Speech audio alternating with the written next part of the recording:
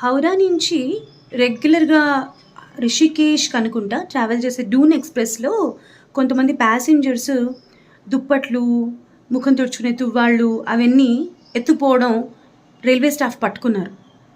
చాలా గొడవ జరిగింది. వాళ్ళకి ఫైనేస్తాం అది ఇది అంటున్నారు. వాళ్ళకి ఫైనేస్తారా లేదా పక్కన పెట్టండి. అసలు 2016 నుంచి ఒక డేటా స్టాటిస్టిక్స్ తీసుకుంటేట కొన్ని లక్షల రూపాయల తువ్వాళ్ళు, దుప్పట్లు, దిళ్ళు ఎత్తుకుపోయారట ట్రావెల్ చేసేవాళ్ళు. అంటే ప్యాసింజర్స్ అనమాట. అక్కడ కాసేపు యూజ్ చేసుకొని మళ్ళీ అక్కడే పెట్టేయడానికి కదా మనకిచ్చేది. మనం దాన్ని బ్యాగుల్లో సర్దేసుకొని తీసుకెళ్ళిపోతే ఎలా అనే ఆలోచన వాళ్ళకి తట్టట్లేదు. చక్కగా ఎత్తుకుపోతున్నారు. దీనివల్ల పాపం అక్కడ అటెండెంట్స్ ఉంటారు చూడండి, మనకి అన్నీ సప్లై చేసే వాళ్ళు ఉంటారు. దుప్పట్లు, దిళ్ళు ఇచ్చి వాళ్ళ జీతాల్లోకి వస్తారు. తర్వాత రైల్వే ఎంప్లాయీస్ శాలరీల్లో కట్ అవుతాయి. ఇంకా ఎన్నో అవుతాయి. ఎందుకు చెప్పండి మనకి ఈ గోల? మనకి కావాలంటే మనం కొనుక్కోవచ్చు కదా. ఏమంటారు? మీ అభిప్రాయం ఏంటి?